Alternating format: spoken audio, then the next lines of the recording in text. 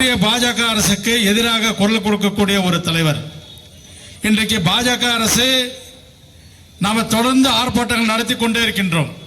இதற்கு முன்னாலே கூட 100 நாள் வேலைவாய்ப்பு திட்டத்திலே இந்த இந்தியாவில் இருக்கின்ற மக்களுக்கு அவர்கள் செய்கின்ற துரோகத்தினை நாம் விளக்கமாக பேசியிருக்கின்றோம்.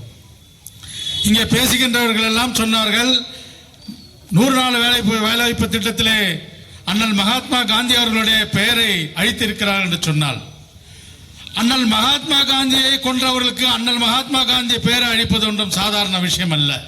என்று சொன்னால் அண்ணல் மகாத்மா காந்தியை சுட்டுக் கொண்டவர்கள் தான் பாஜகவினர் என்பது இங்க இருக்கின்ற உங்கள் அத்தனை பேருக்கும் தெரியும். ஆக இவர்கள் இது போன்ற செயல்கள் எல்லாம் செய்வார்கள் என்பது இங்க இருக்கின்ற நமக்கெல்லாம் தெரியும். ஆனால் இந்த நாட்டு மக்களுக்கு அது எடுத்துச் சொல்லுகின்ற கடமை, அது எடுத்துச் சொல்லுகின்ற பொறுப்பு நமக்கு இருக்கின்ற காரணத்தினால் இன்றைக்கு இந்த கூட்டத்தை போட்டு இது போன்ற ஆர்ப்பாட்டங்களை நாம் நடத்தி கொண்டிருக்கின்றோம். 100 நாள் வேலைவாய்ப்பு திட்டத்தை பற்றி இங்க நிறைய பேர் பேசினாங்க. அதுல இருக்கின்ற இழப்பீடு சின்ன விஷயம். நம்ம கிட்ட அந்த பொறுப்பை ஒப்படைச்சிட்டு அந்த நிதியை நம்ம கிட்ட ஒப்படைச்சா நம்ம கிட்ட நிதி கொடுக்க முடியாம போயிட்டு ஆட்டோமேட்டிக்கா அந்த 100 நாள் வேலைவாய்ப்பு திட்டம் இங்கே செயலில் இருக்காது என்பதை தெரிந்து கொண்டு அந்த ஒரு 60-40 என்ற பங்கீட்டை அவர்கள் தந்திருக்கிறார்கள். ஆனால் நம்முடைய மாண்புமிகு முதலமைச்சர் அவர்கள் என்ன சொன்னார்கள், 100% ஆனாலும் சரி 100 நாள் வேலைவாய்ப்பு திட்டத்திற்கு தமிழக அரசு நிதி ஒதுக்கி அந்த வேலைவாய்ப்பு திட்டத்தை நாங்கள் நிறைவேற்றுவோம் என்று சொன்ன ஒரு முதலமைச்சர் நம்முடைய மாண்புமிகு முதலமைச்சர் அவர்கள். நீங்க என்ன செஞ்சாலும் சரி, கல்வியிலே மும்முறை கொள்கையை நீங்கள் ஆதரிக்காவிட்டால், மும்மொழியை நீங்கள் கல்வியிலே திணிக்காவிட்டால் நாங்கள் கல்விக்குண்டான நிதியை தர மறுக்கிறோம் என்று மத்திய அரசு ஒன்றிய அரசு சொல்கின்றது. நீங்கள் எத்தனாயிரம் கோடி எங்களுக்கு தரவில்லை, தர மறுத்தாலும் பரவாயில்லை, 10,000 கோடி தந்தாலும் பரவாயில்லை, நாங்கள் இருமொழி கொள்கையிலிருந்து மாற மாட்டோம் என்று ஒரே உறுதியோடு இருக்கின்ற நம்ம மாண்புமிகு முதலமைச்சர் அவர்கள் என்பதை இங்கே இருக்கின்ற நாட்டு மக்களுக்கு நான் சொல்லிக்கொள்ள கடமைப்பட்டிருக்கின்றேன்.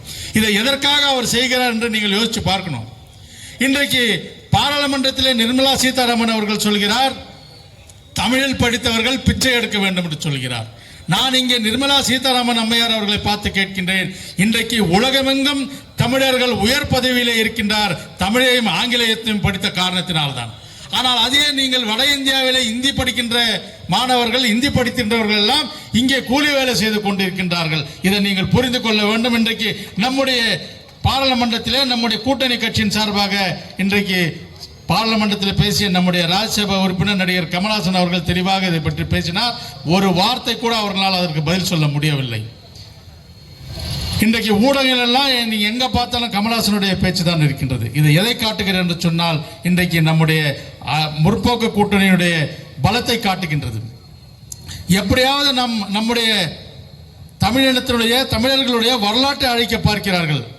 நிதி கொடுக்காமல் ஒரு பக்கம் விவசாயிகளை தொந்தரவு செய்கிறார்கள், ஒரு பக்கம் தொழிலதிபர்களை தொந்தரவு செய்கிறார்கள், ஒரு பக்கம் தொழிற்சாலைகளுக்கு எதிரான சட்டங்கள், தொழிலாளர்களுக்கு எதிரான சட்டங்கள், 100 நாள் வேலைவாய்ப்பு திட்டம் முடக்க பார்க்கிறார். இப்படி பல்வேறு வகையிலே தமிழகத்தை எப்படியாவது அவர்களுடைய அடிமைகளை ஆக்க வேண்டும் என்று பார்க்கின்றார். ஆனால் நம்முடைய மாண்புமிகு முதலமைச்சர் அவர்கள் இன்றைக்கு தமிழகத்தை வளர்ச்சி பாதையிலே சென்று கொண்டிருக்கின்றது.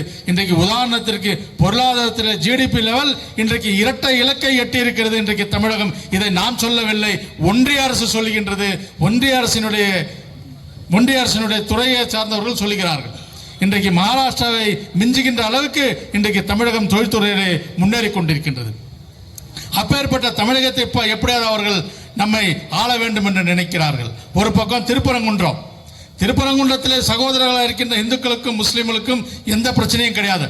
ஆனால் அங்கே எப்படியாவது ஒரு கலவரத்தை உருவாக்கி, எப்படி அயோத்தியிலே கலவரத்தை உருவாக்கி இன்றைக்கு நாடெங்கும் அயோத்தியை வைத்துக் கொண்டு அவர்கள் ஆட்சியிலே அமர்ந்தார்களோ, அதை போலவே திருப்பரங்குன்றம் என்ற ஒரு விஷயத்தை பெரிதாக்கி ஊதி இஸ்லாமியர்களுக்கும் சிறுபான்மையினருக்கும் நம்முடைய இந்துக்களுக்கும் மற்ற வகுப்பை சார்ந்தவர்களுக்கும் ஒரு பெருவினையை உண்டாக்கி எப்படியாவது தமிழகத்திலே கால் ஊன்ற வேண்டும் என்று நினைக்கிறார்கள். ஆனால் நான் ஒன்று சொல்லிக் கொள்கிறேன், இது திராவிட மண், தந்தை பெரியாருடைய மண், பேரறிஞர் அண்ணாவுடைய மண், தலைவர் கலைஞருடைய மண். நீ எந்த கொம்பனில் எந்த மாதிரி பிரச்சனைகள் கொண்டு வந்தாலும் தமிழகத்திலே நீங்கள் ஆட்சியில் அமர முடியாது. நம்மை அவர்கள் எவ்வளவு வஞ்சிக்கிறார்கள் என்பதற்கு பல்வேறு உதாரணங்களை சொல்லிக் கொண்டே போகலாம். இன்றைக்கு கீழடியில கூட நம்முடைய வரலாற்றை மறைக்க பார்க்கிறார்கள். நம்முடைய தமிழர்களுடைய வரலாறு இரும்பினுடைய காலம் 5000 ஆண்டுகள் என்று இன்றைக்கு அறிவியல் சொல்லுகிறது. ஆனால் பாரத பிரதமர் இன்றைக்கு உலகம் ஃபுல்லா சுத்துறாரு. ஆனால் ஒரு வார்த்தை கூட தமிழர்களுடைய வரலாறை பற்றி அவர் பேசுவதில்லை. ஆக இதையெல்லாம் எதை காட்டுகிறது என்பதை நீங்கள் புரிந்து கொள்ள வேண்டும். இங்கே இருக்கின்ற எடப்பாடி மோடியோட அடிமை, மோடி ட்ரம்ப் அடிமை. அதற்கு காரணம் என்ன என்பதை நீங்கள் எல்லாம் யோசிச்சு பாருங்க. ட்ரம்ப் என்ன நினைக்கிறாரோ அதைதான் மோடி இங்கு நிறைவேற்றுகிறார். 60 ரூபாய் 50 ரூபாய் இருந்த பெட்ரோல் டீசல் இன்றைக்கு 100 ரூபாயை கடந்து விட்டது. இந்தியாவினுடைய டாலர் மதிப்பு இன்றைக்கு 60 ரூபாய் இருந்தது மன்மோகன் சிங் ஆட்சி காலத்திலே, இன்றைக்கு 100 ரூபாய் கிட்ட எட்ட போகிறது. தங்கம் விலை உயர்ந்து கொண்டே போகிறது. யாராவது ஒரு சாதாரண பெண்கள் இன்றைக்கு அவங்க வீட்டில் ஒரு குழந்தைக்கு கல்யாணம் பண்ணணும்னா இன்றைக்கு கல்யாணம் பண்ண வைக்க முடியாத ஒரு சூழ்நிலை. 1.5 லட்சம் ரூபாய் பவுன் இன்றைக்கு தங்கம். அதே போல வெள்ளி, எல்லாம் விலைவாசி உயர்ந்து கொண்டே போகின்றது. இதற்கு யார் காரணம் என்பதை நீங்க யோசிச்சு பார்க்கணும். இங்க இருக்கின்றவர்களை பார்த்து கேட்கிறேன், நமக்கு ஒரு அரிசி வேணும், ஒரு துணி வேணும்னா நம்ம என்ன பண்ணுவோம்? எங்க மலிவா கிடைக்குதோ அந்த கடலை போய் வாங்குவோம். இப்ப இந்த கடலை 2 ரூபாய் கம்மினா நம்ம அங்கதான் போய் அரிசி வாங்குவோம், துணி வாங்குவோம், எது நம்மளுடைய தேவைகளை வாங்குவோம்.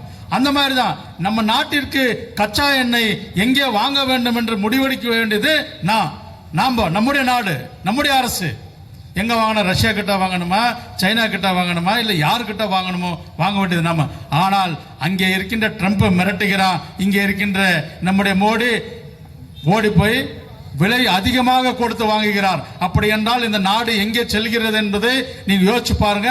அதற்கு என்ன காரணம் என்பதை நீங்கள் சற்று சிந்தித்து பார்க்க வேண்டும்.